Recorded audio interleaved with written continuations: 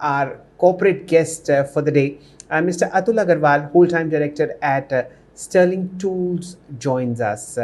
Good morning, Mr. Aggarwal. What a pleasure to host you on Market Today and on Business Today Television. Let me just give a brief profile of what Sterling Tools is doing, and then we'll shift focus to the business that you are into.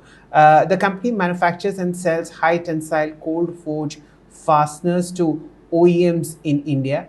It offers special chassis and engine fasteners as well as bolts, nuts, and screws. It also is in the business of providing products which are used in automotive industries and cater to passenger cars, commercial vehicles, two-wheelers, and agri and construction equipment manufacturers. The long-term chart of Sterling Tools is in front of you, and with us is Mr. Atul Aggarwal from the company. Mr. Aggarwal, welcome to Market Today and Business Today Television. What a wonderful time to be an auto ancillary in India. How are you seeing demand shaping up over the next 3-4 quarters, sir? Good morning, Shailendra. Thank you for having us on the show. Yes, it's the exciting times. I think post-COVID, we had a turbulent 1 year, and I think since then, we've had an upswing in volumes across segments. I think we are in a good sweet spot. Now, you can see that the sweet spot is continuing the passenger vehicle segment. So, I think it's riding on the upswing of the Indian economy. So we are riding that wave, and we are a contributor to that economy as well. Wonderful. Remember, the auto sector, along with its ancillary setup, is one of the largest creators of corporate demand and one of the largest contributors as far as the monthly GST numbers are concerned. A very, very strong festival demand that is creeping into stock prices, into auto ancillaries, is the driving tailwind behind companies such as Sterling Tools. Let's get to basics, Mr. Aggarwal. Tell us the kind of demand that you are seeing from the four-wheeler side, and also elaborate on the kind of capacity expansion that will come on stream for Sterling Tools. So, interesting. I think we have two product lines. One is cold forge fasteners. Second thing we started 3 years ago was motor control units for electric vehicle supply chains. So let me just talk about fasteners for a minute. We at Sterling work across all segments, two-wheelers to passenger vehicles to commercial vehicles and off-highway and farm equipment. Passenger vehicle is had a bumper year last year, and I think the numbers for the first half are also looking very good. Indian economy has been talking about reaching 5 million units for the longest time, and hopefully we'll be very near that this number in this financial year 24. So we at Sterling, we work across all segments. We work with two-wheeler companies. We work with passenger vehicle companies and commercial vehicles. So we are well diversified across all segments, and we are working with market leaders in each of the segments as well. So that diversification is also helping us be counter-cyclical to industries. For example, this year passenger vehicles continues to be strong, and there have been downturn in farm equipment, which is down 10-11%, and the two-wheeler, three-wheeler space, which is pretty much flat over the last few years. Commercial vehicles had a great year last year, and we were expecting good numbers this year as well, but those numbers have not come through. There has been a lag in the growth this year in commercial vehicles. So we feel we are in a sweet spot for our fastener business. On the motor control business, we are doing these critical components for the powertrain for electric vehicles. We have acquired 15 customers across segments, and we are working with two-wheeler, three-wheeler companies. We are working with last mile delivery vehicles, public transport companies. So we have the first mover advantage, and because of that, we believe that our MCU business is probably the largest business in India in that space. From a capex perspective, I think we have about 60 crore capex planned across our businesses this year. and that number will grow next year as well. Keeping in mind the product launches we have in mind, keeping in mind the customer acquisition we have done in both the spaces, we are very optimistic about our future as well. Fair point. Mr. Aggarwal, I'd like to repeat myself on capacity expansion. Is there any fresh capacity which is coming on stream over the next 3 to 9 months? Yeah, I think in financial year 20, we had invested in a new facility in Bangalore, where we invested over 200 crores incrementally in the last 3 years. That capacity is still not fully booked. Um, uh, I think we have a lot of headroom on capacity, but having said that, we still have about 30 crore capex plan in our fastener business this year, and we probably have another 50 to 75 crore capex plan for next financial year for certain product lines where we have gaps in our capacity and gaps in our product offering vis-a-vis customers. So, from a fastener capacity expansion perspective, I think we are looking at close to 100 crores capacity or capex coming through in the next 12 to 15 months on the back of the growth we have already planned. So that would ensure that the tailwind that we are seeing in the revenue will continue. About 820 crores is what you've clocked over the last 12 months on a profit of about 52, 51 crores. Mr. Aggarwal, would you like to give a hint where revenue could be headed over the next 1 year, as also the profit after tax, sir? So, Mr. Bhatnagar will be looking at roughly doing about 1,000 crores plus this year in revenue. I think a lot of that growth will come from our EV component business. Our fastener business will have a single digit growth. We were expecting a high double digit growth this year, but I think we've had some slowdown in commercial vehicles and farm equipment, which is impacting our growth numbers. But in a fastener business, single digit growth.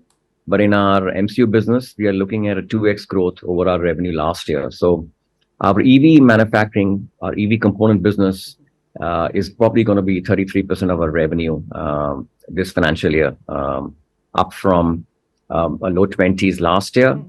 And we believe that part of our business will grow much faster than our fastener business.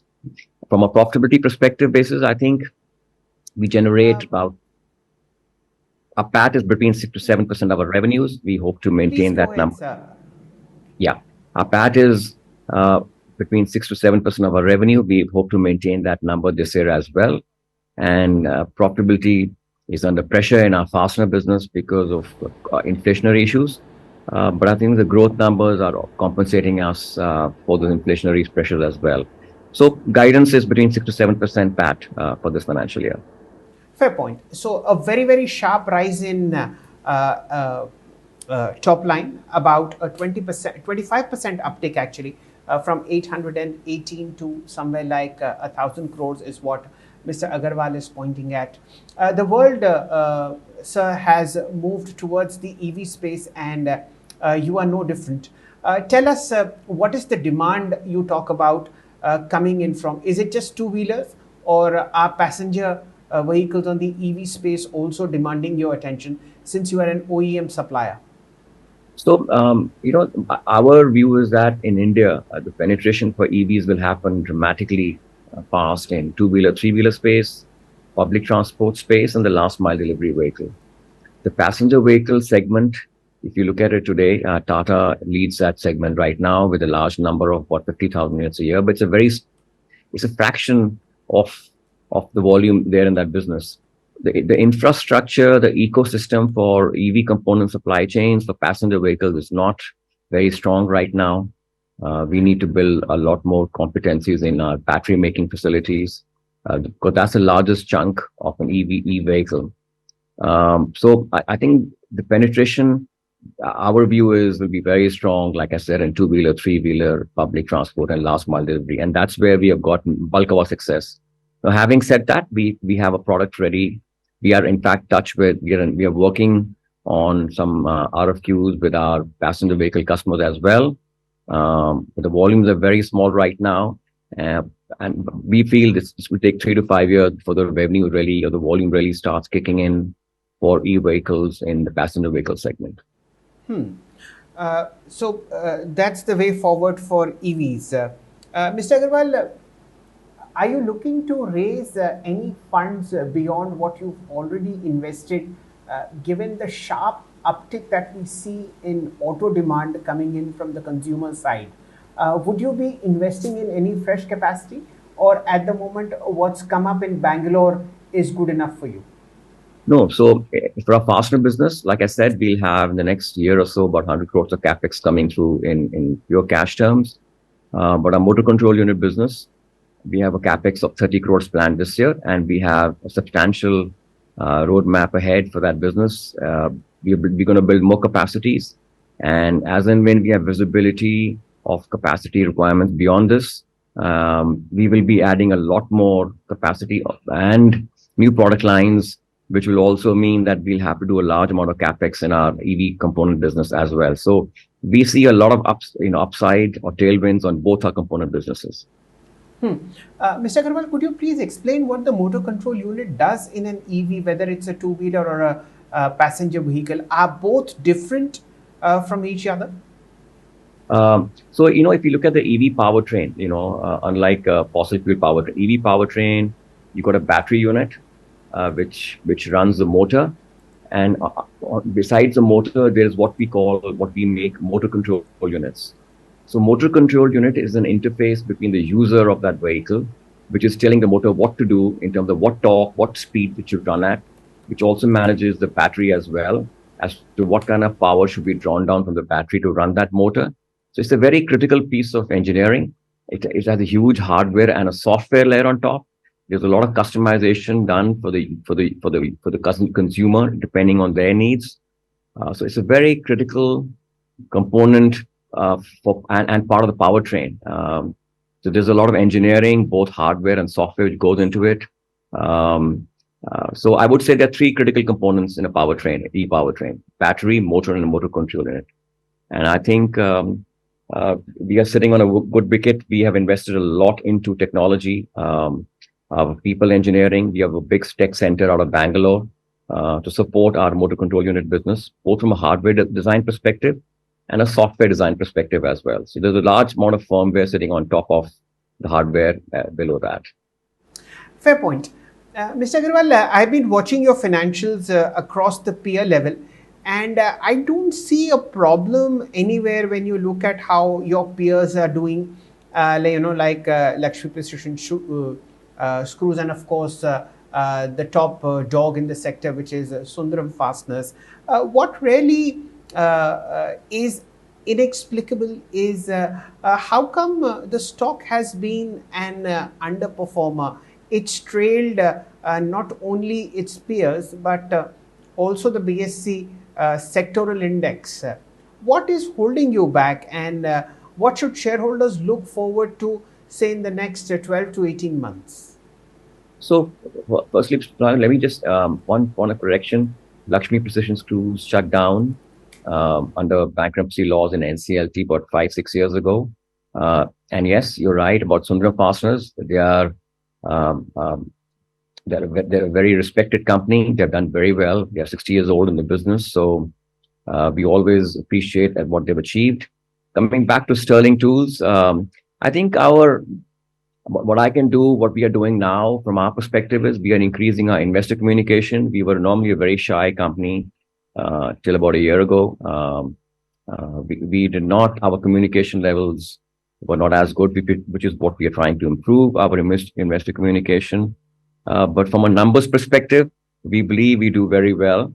We just need to grow our revenue faster. We need to add more product lines as we go forward, which is what we are working on. But what we can assure our investors, the markets is our numbers continue to do very well. All our parameters are very good from a return on capital perspective. Our customer profile, our governance, our transparency is very good. We just need to work on our revenue growth and adding more product lines as we go forward. Wonderful. Mr. Agarwal, all the good luck to you. The reason why I mentioned that, everything is ticking very well for the sector. The tailwind is fairly strong. The kind of capacity expansion that we are seeing in OEMs is perhaps one of the best things that happening to corporate India. And if OMCs do well, it's only a matter of time when auto ancillaries such as you do fantastically well. All the good luck to you. And let's hope 2 or 3 quarters later, when you come to us, the smile that is there on your face would be wider and better still. Have a nice Thank, day. And thank, it's wonderful chatting with you, Mr. Agarwal. thank you. Thank you very much. If you like the video, do like, comment, share and subscribe.